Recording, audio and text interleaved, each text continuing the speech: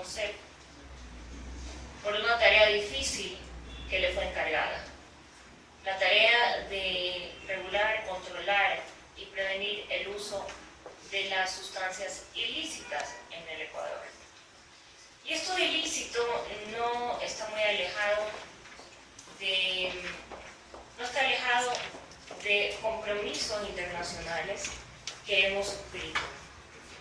Nosotros, sobre todo me gustaría hablarles aquí a los jóvenes, porque son los que viven el día a día con los pushers y con los dealers dentro de muchas veces los establecimientos educativos.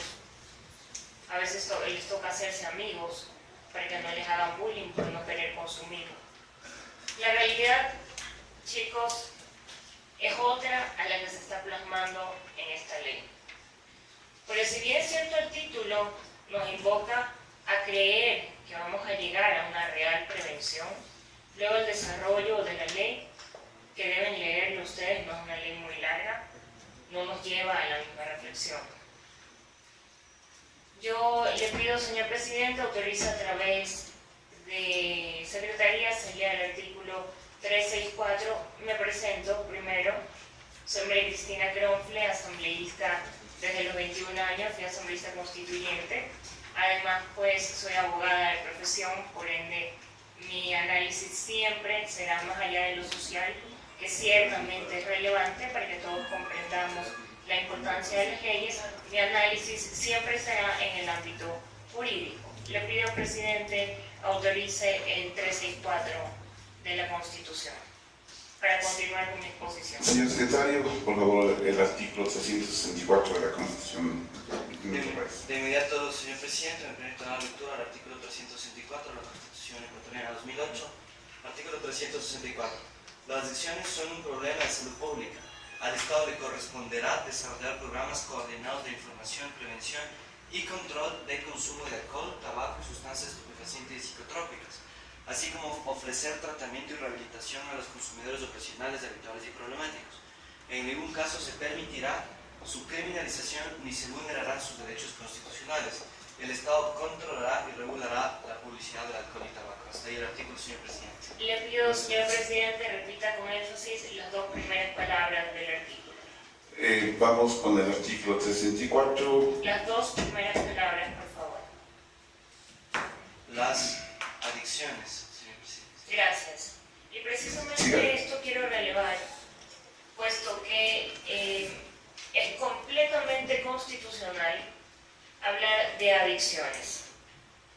Luego de esto, en el artículo se desarrolla la no criminalización de estas, con lo cual estoy de acuerdo con la no criminalización de las adicciones, por formar parte de un problema de índole de salud pública.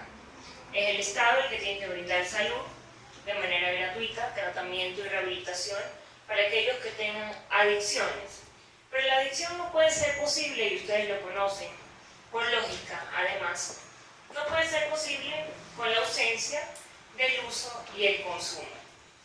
Es decir, que el Estado tiene la obligación, porque tiene la tarea de prevenir adicciones, el Estado tiene la obligación de prevenir el uso y el consumo, además de estas sustancias. Por ende, desde ahí ya empezamos mal con el título. Y es que el proyecto de ley, y esto un poco para reforzar lo que decía Rodrigo, estamos completamente de acuerdo que con los bienes incautados y comisados, que me gustaría que ustedes comprendan la diferencia, los bienes incautados son aquellos que se desprenden del inicio de un proceso penal, ¿sí? Entonces, todos estos bienes, cuando los narcotraficantes son acusados como tal y empieza el juicio, se le incautan los bienes, además de otras medidas cautelares que nos dice el Código Integral Penal, Orgánico Integral Penal. Pero el comiso es cuando ya se ejecuta la sentencia. Lo que quiere decir que el comiso es producto de que esos bienes son ya declarados parte del cometimiento de un delito de narcotráfico o tráfico ilícito pues, de estupefacientes. Bien nos dice el artículo 2226 del Código Integral Penal, en su segundo inciso, que nos habla, bueno, en general nos habla este artículo de la destrucción de los objetos materiales por el cometimiento de delitos de narcotráfico. Ustedes han visto en las noticias que se destruye la droga, ciertamente, ¿sí? Bueno, en el segundo inciso, el juez dice, bueno, me permito leer, la o el juzgador podrá declarar de beneficio social e interés público los instrumentos o efectos de la infracción y autorizar su uso.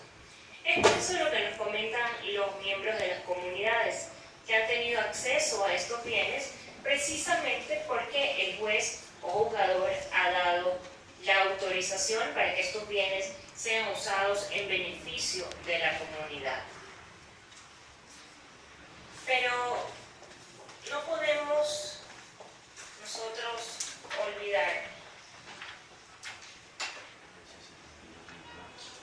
que, como bien indicó usted, presidente de la comisión, Rodrigo, María Alejandra, esto se trata de un tema de salud pública y nos tiene que llevar a una profunda reflexión, y cruza además de manera transversal por el tema sin llegar a la criminalización de hasta dónde llega el derecho del adicto y hasta dónde llega el derecho del que no quiere llegar a serlo. Así que estos son mis comentarios iniciales, presidente, porque he presentado las observaciones de manera formal tanto a la Comisión de Salud, que es la que nos corresponde, como a la Presidencia de la Asamblea Nacional. Son observaciones de 25 páginas. La gran mayoría de los artículos de la ley propuesta original están observados por mí. Además de eso, debo señalar que he encontrado varias inconstitucionalidades que, de ser aprobadas, podrían ser sancionadas o puestas en conocimiento de la Corte Constitucional para efectos de dejar sin aplicación dichas medidas. Nosotros hemos suscrito en el año 90 la Convención de Viena, una convención que en el año 88 fue elaborada. Ecuador se suscribió a ella en el año 90. Quiero, presidente, porque necesito fortalecer y que comprenda la ciudadanía de manera legal, compañeros. Este lugar al que ustedes han venido no es una fundación, es una asamblea nacional. Se hacen leyes, se fiscalizan los órganos y el control público. Por tanto, todo lo que hablemos aquí tiene que estar sustentado jurídicamente. Tiene que tener base legal para poder tener paso a ello.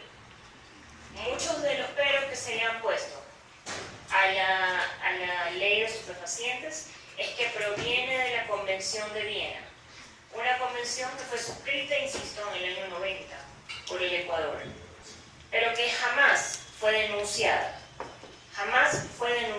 por el Ecuador.